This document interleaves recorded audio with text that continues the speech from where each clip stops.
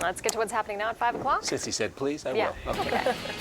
A massive fire causing problems for fire crews and drivers along Interstate 80. We'll tell you what burned and why some firefighters had to remain on site overnight. A plan to add hundreds of new homes near McKinley Park still not sitting well with some neighbors. Why some of them are angry and how supporters say it will help the community.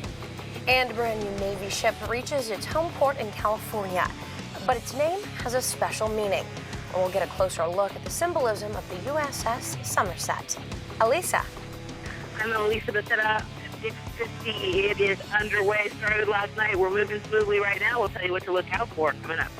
Luana. I'm Luana Munoz. Big changes to the new Kings Arena deal. I'll tell you how much more the new price tag is going to be and who is going to be footing the bill. That's coming up next.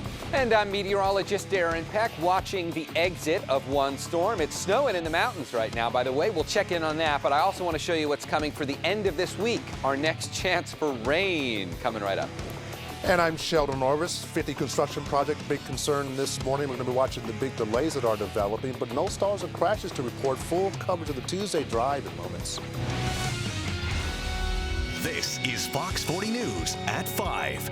Good morning, everybody. Welcome back on your Tuesday. Welcome back, Paul. Thank you. There's Bethany and Paul back on a big red couch together. Well, been a while. Coming up in this half hour, yesterday was the Boston Marathon. I had a layover yesterday between like 6:30 and 8:30 in Chicago, and I saw people getting off the plane in their Boston Marathon jackets, and I had forgotten yesterday was the day. We'll give you, the big highlights and a small highlight, a lovely moment at the finish line, not by the winner, but somebody else. Okay, curious about that. Plus, we'll fill you in on how one of our local girls competing in that race did, and something special that they did for all those runners at the end of the race. Plus, it looks like Netflix is going to be raising your rates. We'll let you know who is going to be affected. But first, Sabrina has your top stories at 5. And good morning. The Fix 50 construction project has begun. So from now until late June, construction crews will be working on both sides of the highway, starting with this eastbound section from 18th to 24th Streets. So make sure that you allow for extra time on your commute this morning. Elisa Becerra is live along the highway with a look at how the traffic conditions are this morning. And at 5 a.m., Elisa, I don't expect them to be that bad.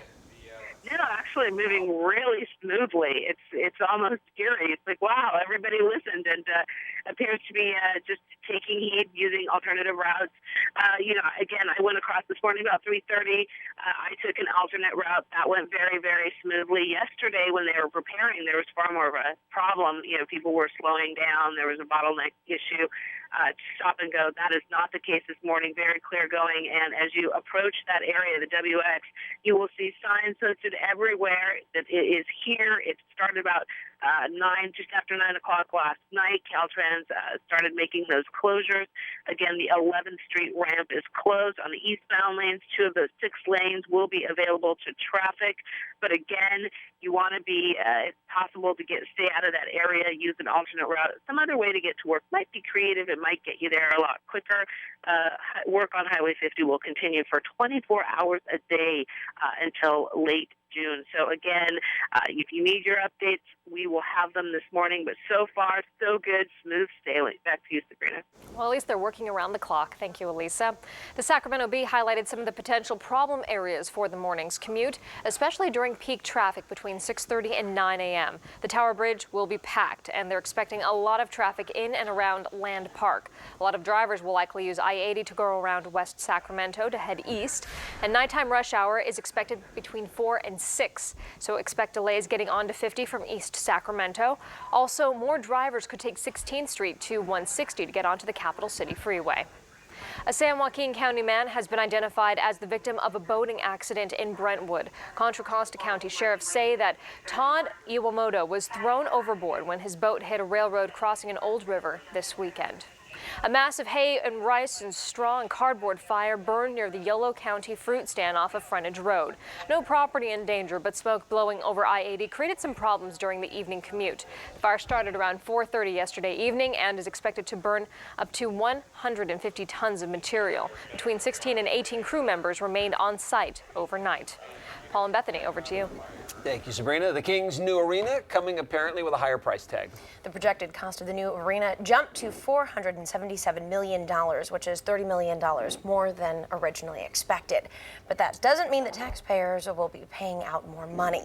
Luana Munoz joining us live this morning to explain who is footing that bill. Hi, Luana. Good morning, Bethany. You know, we've been talking about this for a very long time, and whenever you're talking about a big cost like this, of course, at the last minute, there's going to be some major changes, $30 million more, like you were saying, but it's not going to come from taxpayers. The Kings have assured the city that they're going to be the ones who are going to be footing the bill. They're going to try to make some improvements here to the downtown plaza, that new area there, if all goes as planned. The city says that this is actually a better agreement for them in the long run. Rather than their revenues coming from fluctuating ticket prices, they're going to be based on fixed lease payments from the Kings. $6.5 million they will pay out to the city a year over the course of the next 5 years. Now, the city has been facing a lawsuit for not buying the land where this new arena is going to be built on what it was actually worth. But the city says that their broker estimates were worth higher than what the land was worth, which dropped about $32 million. But in fact, that was not borne out. The appraisal showed that we'd actually had a slightly over valuation of the property. And I can't speak to the lawsuit, but what I can say is throughout this process, we've been really focused on transparency and meetings or the very. This evening, City Council will be briefed on the new term sheet. If all goes as planned, then the Kings will be able to stay here for the next 35 years. On May 13th, that's when the final decision will be made by City Council.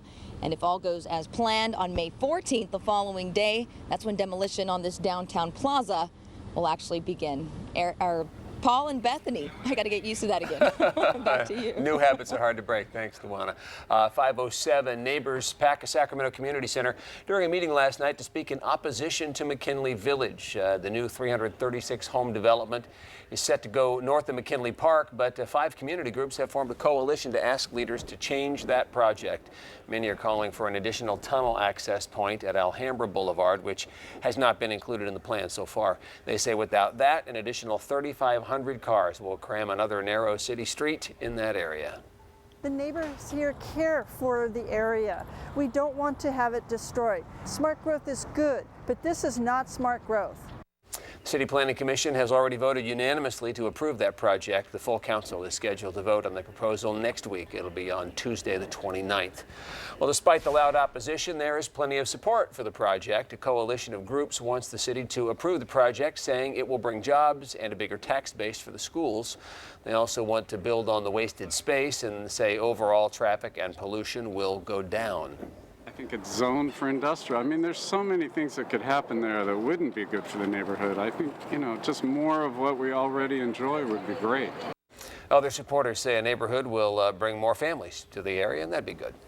Vacaville leaders will consider annexing 2 neighborhoods today. The 2 areas up for consideration are the 20-acre Rancho Regalio site near the corner of Browns Valley Road and Whispering Ridge Drive, and the 12-acre Knoll Creek site that's off of McMurray Lane and Whispering Ridge Drive.